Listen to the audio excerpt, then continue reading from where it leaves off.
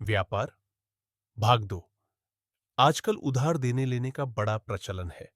यह बहुत ही बुरी बात है। किसी से इतने समय के लिए माल उधार लिया जा सकता है कि बेचकर उसका रुपया दे दे।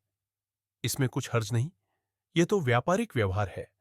परंतु ब्याज पर अनिश्चित समय के लिए कर्ज लेना और उसे चुकाने की समुचित व्यवस्था न करना, यह व्यापार का सत्यानाश है। ब्याज की हानि, मन की चिंता, आशंका, दबाव, प्रतिष्ठा में कमी, ये सभी बातें कर्ज लेने से बढ़ती है। ग्राहकों को उधार बांटना मानो रुपया और ग्राहक दोनों को गंवाना है।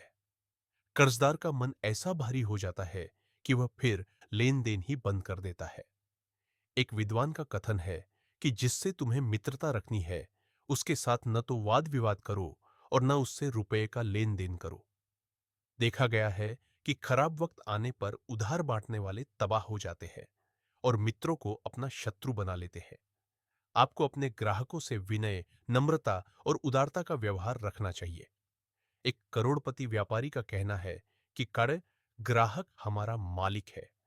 किसी भी ग्राहक से आप बुरा मत बोलिए। वे दुकानदार बड़े टुच्चे और कमीने हैं जो ग्राहक के कुछ न लेने पर उसे खरी खोटी सुनाते हैं। आप ग्राहक को अपना शिकार नहीं, वरन अतिथि समझिए। वह जो कुछ जानना चाहता है, उसे इस ढंग से बताइए कि आपकी सच्चाई, प्रेम भावना और उदारता पर मुग्ध हो जाए। चिड़चिड़े दुकानदार एक पैसे का सौदा खरीदने की इच्छा करने वाले ग्राहक को आधे पैसे का ही माल दे सकते हैं, किंतु मधुर स्वभाव के व्यापारी से वही ग्राहक एक पैसे की जगह 2 पैसे का माल खरीद लेता है। ग्राहक को संतुष्ट कर देना यह ऐसा गुण है जिसके कारण व्यापारी मालामाल हो सकता है। उत्तम स्वभाव के दुकानदार ग्राहक को इस प्रकार अपना बना लेते हैं कि वह उन्हें छोड़कर दूसरे के पास जा ही नहीं सकता। ग्राहक की निजी बातों में दिलचस्पी लेना, सलाह बताना, सहायता करना और कभी-कभी कुछ उपहार देना, ये बातें देखने में बहुत ही मामूली सी प्रतीत होती है, परंतु इसके द्वारा बहुत अद्भुत और आशाप्रद परिणाम उपस्थित होते हैं। जो अपनी ईमानदारी और भलमनसाहत की छाप ग्राहक के मन में बिठाता है, समझिए कि वह साक्षात लक्ष्मी जी को प्रसन्न करके अपने घर में बुलाता है। परिश्रम, उद्योग, मेहनत, वस्तुओं का जुटाना, फुर्ती के साथ अवसर को पकड़ना और मौके को न चूकना, ये ऐसी सावधानी है जो व्यापार का विकास करती है। बेचारे आलसी पुरुष उन बातों को कभी नहीं पा सकेंगे और सदा भाग्य को दोष देते रहेंगे। कदाचित आपका व्यापार समय से पीछे की वस्तु हो गया हो और जमाने की लहर के साथ मेल न खाता हो, अथवा उस विषय में अपनी योग्यता एवं रुचि कम हो, तो दूसरा काम बदल लेना चाहिए।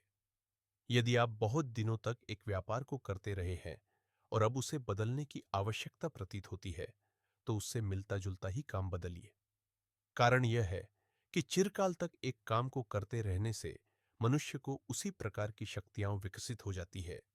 पीछे जाकर उन्हें दबाना और नई योग्यता प्राप्त करना कठिन होता है, किंतु वे नवयुवक जो अब भी विशेष कार्य में दक्ष नहीं हुए हैं, अपनी रुचि के अनुसार आसानी से नया पेशा बदल सकते हैं।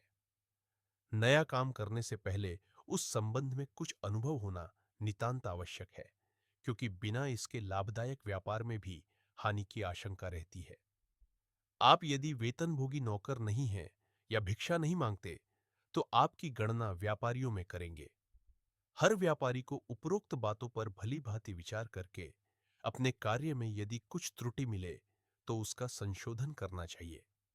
वे सुधार यदि दृढ़ता और स्थिर बुद्धि से किए जाएंगे तो मरा हुआ व्यापार सजीव हो जाएगा और घाटे की दुकान नफा देने लगेगी। पंडित श्रीराम शर्मा आचार्य,